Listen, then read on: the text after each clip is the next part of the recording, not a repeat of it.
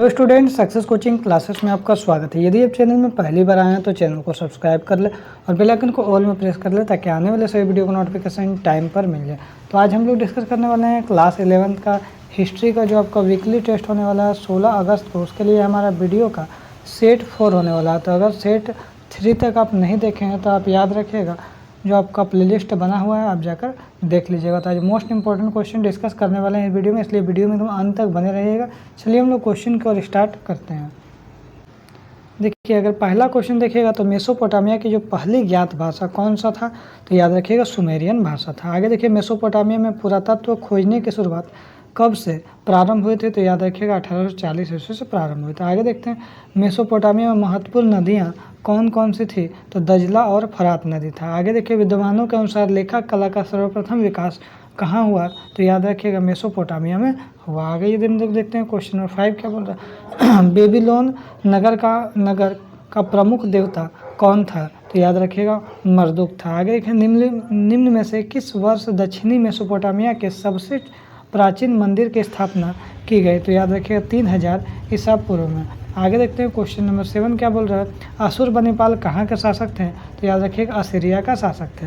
Sumerian के बाद किस भाषा का धीरे धीरे प्रयोग हुआ, तो याद रखिएगा इसका राइट आंसर हो जाएगा अकादियन भाषा का प्रयोग हुआ। आगे देखते हैं क्वेश्चन नंबर 9 क्या बोल रहा है, मेसोपोटामिया के सबसे पुराने शहर कांस्य युग के हैं, तो कब का है कांस्य युग के, तो याद रखिए इसका राइट आंसर हो जाएगा हमारा ऑप्शन नंबर सी 3000 ईसा पूर्व के।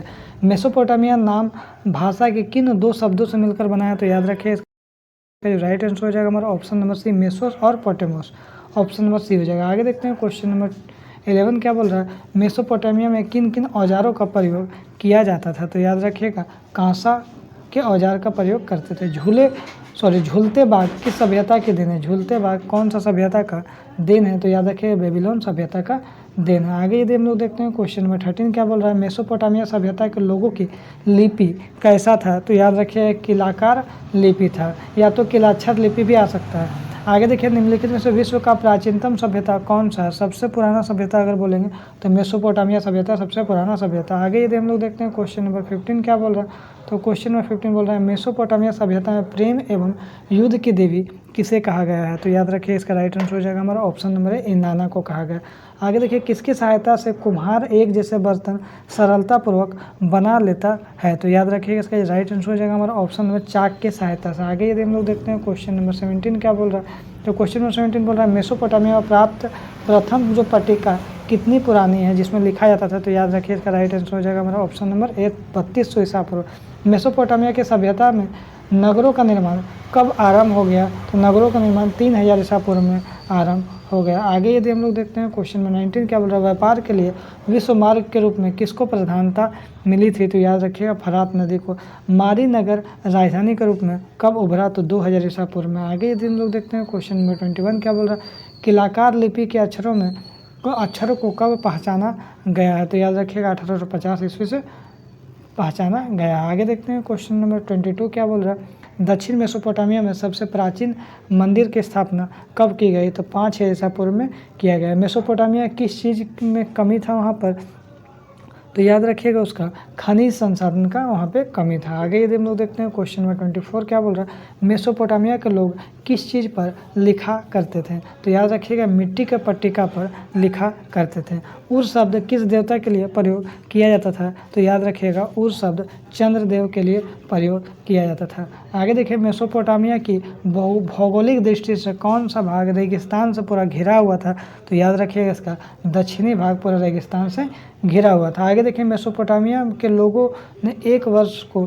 कितने महीनों में बांट के रखा था, तो याद रखिएगा एक वर्ष को आपका ऑप्शन नंबर सी 12 महीनों में बांट कर रखा था। आगे देखते हैं क्वेश्चन नंबर 28 क्या बोल रहा है, तो क्वेश्चन नंबर 28 यहाँ पर हमारा बोला है मेसोपोटामिया के उत्तर में किस तरह के घास के मैदान पाए जाते थे, तो याद रखिए इसका राइट आंसर हो जाएगा स्टेपी घास के मैदान पाए जाते थे।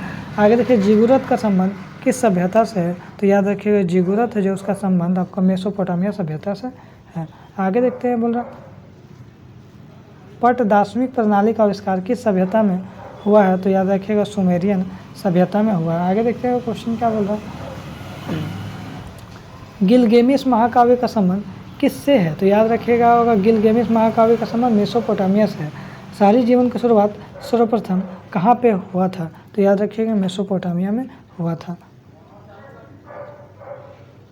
आगे यदि हम लोग देखते हैं क्वेश्चन नंबर 33 क्या बोल रहा है कि मेसोपोटामिया की प्रमुख फसल कौन सा था? तो सबसे पुराना अगर फसल बोलिएगा तो गेहूँ इसका राइट आंसर हो जाएगा। आगे देखते हैं बोल रहा पीली नदी किसे कहा जाता है? तो याद रखिए हवांग को पीली नदी कहा जाता है। आगे यदि देखते हैं क्वेश्चन नंबर 35 क्या बोल रहा है जो शाही राजधानी के रूप में कौन सा शहर का विकास हुआ? तो याद रखिएगा मारी शहर का विकास हुआ।